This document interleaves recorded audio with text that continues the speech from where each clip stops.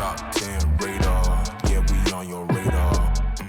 Hi guys, welcome to another episode of the Awkwardcast. Here with me today is our Procurement Manager Joanna, who has now been with us 6 months. 6 months. Time flies. That really does fly. I can't believe It that. does. I know. It feels like yesterday. It felt like 2 months ago, yeah. Yeah, it does. Wow, quality. So Joanna has come from a corporate background and with lots of rules and regulations, and I wanted to understand, what do you feel is different working with us at Bespoke to your corporate background? So coming from a corporate background is a bit challenging. From one point, I have been given so much freedom that I can do whatever I want to. I can explore and excel all my procurement skills. I can use all of my experience in my new role. But there are some limitations as well, because there's so many challenges in the job that some of the rules that I've learned, some of the practices I've learned no longer apply here, because every build is different, because every project is different, because on different projects you will have different challenges. And now when you come from corporate background, but when you've got all the rules that apply to every single scheme, now you're in a situation that you need to think out of the box. You need to think of a solution. You need to speak to other team members to come up with a solution. So as I said, there's a lot of pros and cons, but I think it's a challenging job. It's for someone who is driven, it's for someone who is experienced. Experience is for someone who is looking for challenges and he comes up with solutions. Jesus, off the cuff. You're really good at this. You can stay. You can stay for longer. Yeah, no, I completely agree. I mean, it definitely is different. I mean, I can't imagine like. But also, sorry to interrupt. What I'm getting here, which I wasn't getting before, I'm getting that fun. Yeah. Now, and there's no one who will say you can't do this, you can't do that.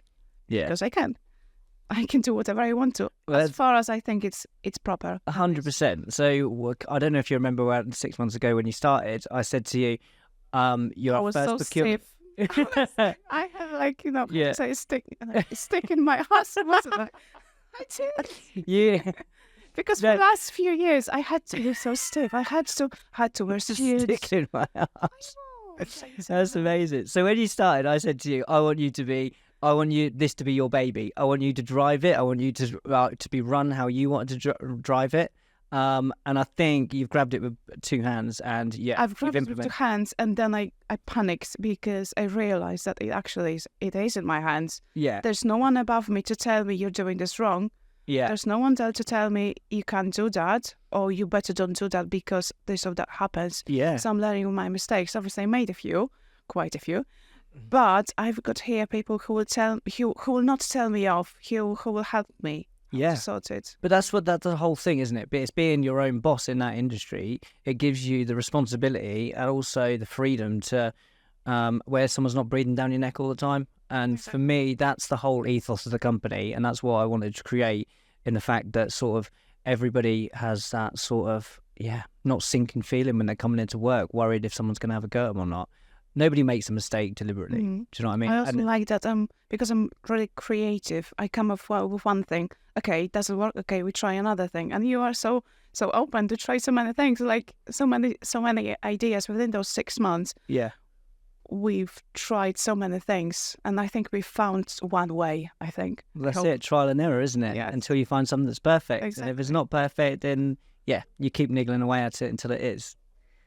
So one of the questions I wanted to ask you, and one of the things that when you come over, you were really, really focused on, and that was building relationships with suppliers. Why do you think it's so important to build relationships? I think relationships mean everything. It's everything, not only at work, but it's in our life.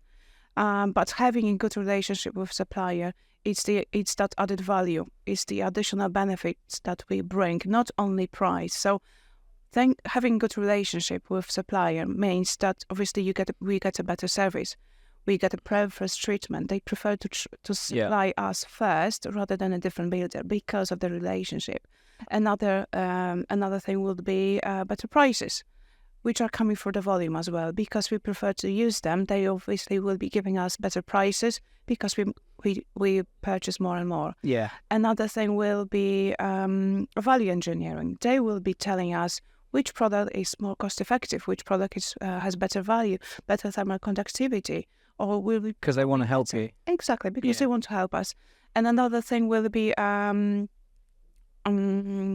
building more connections and friendship in a way. Yeah. So they are not only, there's not just transactional treatment, transactional relationship between us. There's this a thread of friendship that we can talk about our families. We talk about our problems sometimes, and they will give us a solution. We are talking about different topics, and we say, I was like, how about trying this? Oh, I know someone who does this. Yeah. So it's the connections that are, it's the added value that we can use in our personal lives. Yeah, no, absolutely. You said that from day one. You said, I thought that's really important to build these relationships. And it's not all about cost. I mean, obviously cost is important, but it's also it happens, things get forgot and stuff like that. For example, something changes on site, we need some items to deliver next day.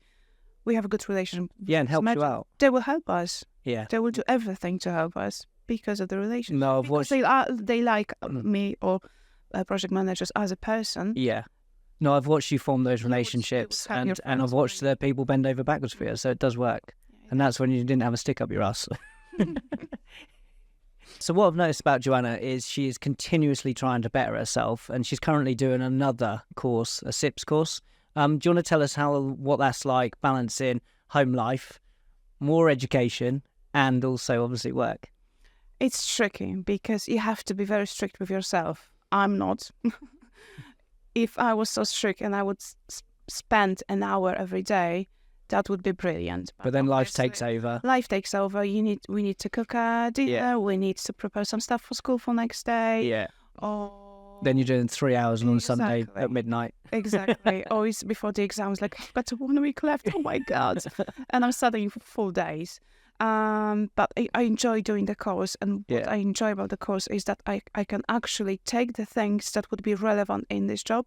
Like I've taken so many exercises, for example, Pareto principle, which is 80/20. So 80% of your spend will be with 20% of your suppliers. Yeah. So then another thing will be categorizing your spend, looking into supplier relationships, so concentrating what suppliers you've got more spend of, so you concentrate on better relationship with that supplier. There's no point to have a friendly relationship with a supplier who are spending only, for example, £100 a month. Yeah, it doesn't work, does it? Doesn't work. Yeah, and your time is valued elsewhere. You're concentrating on strategic materials. So these bits you've picked up on your last course? Yes, I did, yes. Yeah. I mean, I absolutely love and I've got so much time for anyone who's expanding their knowledge and pushing themselves forward. Love that. I'm really interested to understand what's next for Joanna once you finish that course. So that course will take me a couple of years so far. Oh, well, will take me a couple of more years. But I'm planning to become, so the end result will be becoming a member of SIPS, which is Chartered Institute of Procurement Supply. From my perspective, it's some sort of nobilization, but in order to become a member, you have to work at least 3 years as a procurement manager. So it's very challenging. It's not that you will just pass on tests. Yeah. Anyone can pass tests, even though they're not easy, but let's face it, anyone could do it. It's the additional steps that you are actually following the SIPS rules. You're being ethical with your suppliers, being ethical when choosing the products. So it's something to brag about. Yeah. And I would like to get there. Why not? I'm really looking forward to you implementing the next steps of your course. You're learning loads, and obviously every time you learn something, the company gets a new procedure, continuously pushing it forward. Thank you so much, Joanna, for my procurement manager extraordinaire. And that's a wrap for another course of Awkward Podcasts.